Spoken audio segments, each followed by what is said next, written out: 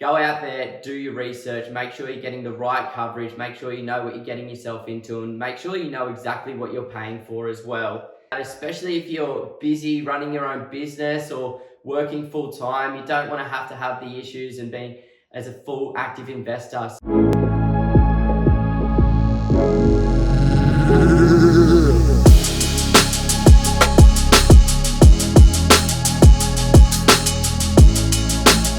Unfortunately, being a property investor definitely isn't free, and there's some certain holding costs that I think everybody needs to be aware of, especially those that are just about thinking of purchasing maybe their first investment property. So in today's video, I'm going to talk about some of those holding costs so that when you're running your cash flow analysis, you can actually understand exactly how much positive or negative cash flow you're going to be receiving once you factor in all of these holding costs. Now, the first one is property management agent fees. Now, I would always recommend any property investor to use a property manager. I know this from personal experiences working as a property manager back in the day. It is a very tough gig. You definitely want to outsource that one to the pros, where it's their job to look after these tenants 40 hours a week, make sure that they're getting everything that they need. Now, in Australia, for residential property investors, the average is somewhere around 7 to 9%.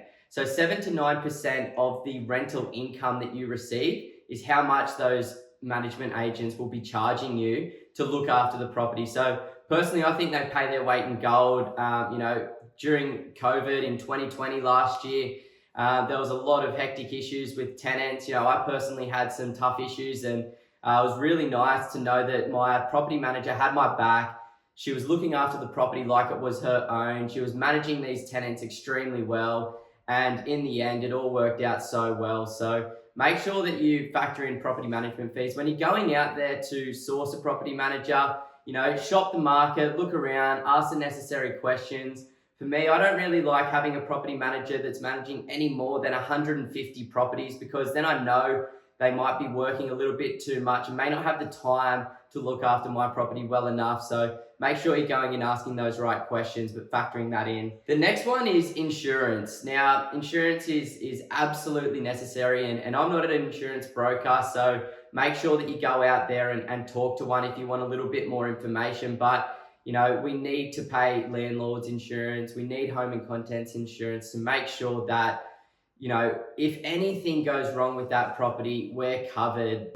Those fees can vary greatly depending on where you live, the type of property that you're holding. So make sure you're going out there and doing your research. One thing that we find is really handy is physically calling all of these insurance companies yourself. If you want to do that work, play them against one another and try and get those costs down as low as you possibly can, but making sure that you're covered for what's necessary. But what I personally do is, once again, I outsource to the pros. I outsource to a mortgage broker, an insurance broker who's got access to a number of different insurance companies, and he can have those discussions for you and make sure that you're getting the best possible deal from that one. So go out there, do your research, make sure you're getting the right coverage, make sure you know what you're getting yourself into, and make sure you know exactly what you're paying for as well. Now, the next one is rates. So essentially, when you own a property, whether it's your own home or an investment, we need to pay rates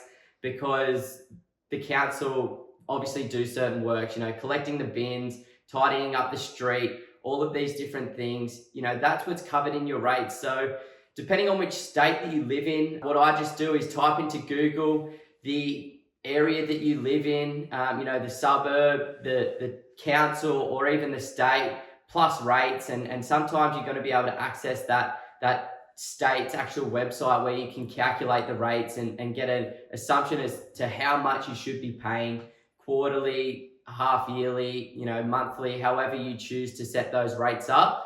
Now, for myself, when I get my rates bill, it goes directly to my property managers. So they actually look after the rates, and whenever they come in, I don't even have to think about it. It just comes on my monthly or quarterly statement from my property manager, which is really handy. It's just one less thing that I need to worry about, one less thing that I need to factor in when planning for my cash flow as well. So, that can be super handy when you do have a property manager. So make sure you ask them whether or not they can look after that.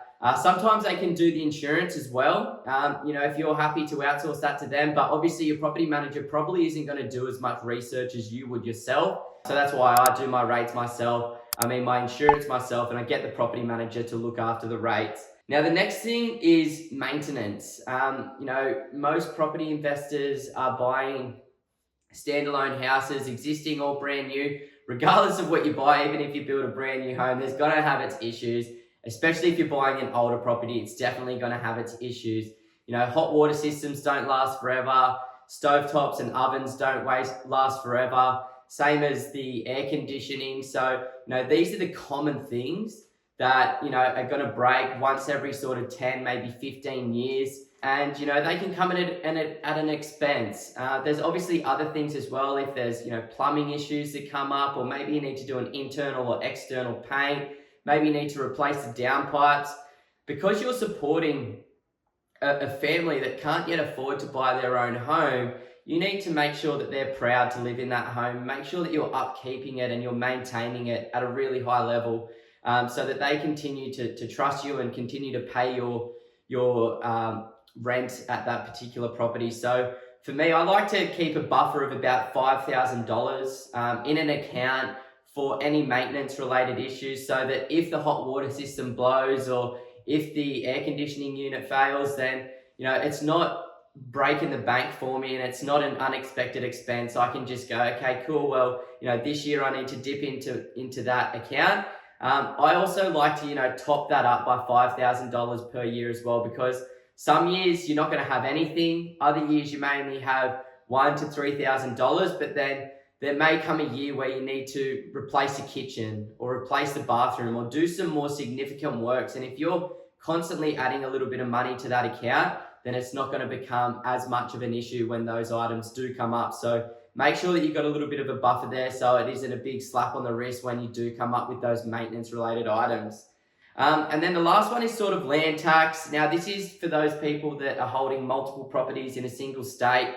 Talk to your accountant about this one.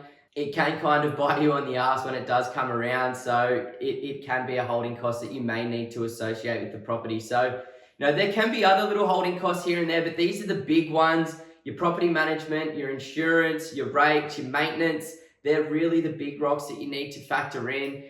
Talk to your property manager, see if they can look after the rates, see if they can look after the insurances for you, so you don't have to think as much about it, especially if you're busy running your own business or working full time. You don't want to have the issues and being as a full active investor. So thank you so much for listening today, guys. Please share this video with somebody who's just about to get into the property market themselves. And please hit the big red button below and subscribe to our YouTube channel, so you can get all of the videos that Ben and myself are updating on or putting out there on a weekly basis. If you want to head over to our Facebook page or Instagram, we post a lot of content up there of clients that are actively purchasing properties in the market at the moment, and case studies and different informative pieces there as well. So stay informed, stay in touch, and as always, go out there and invest safely. Sweaty, so sweaty.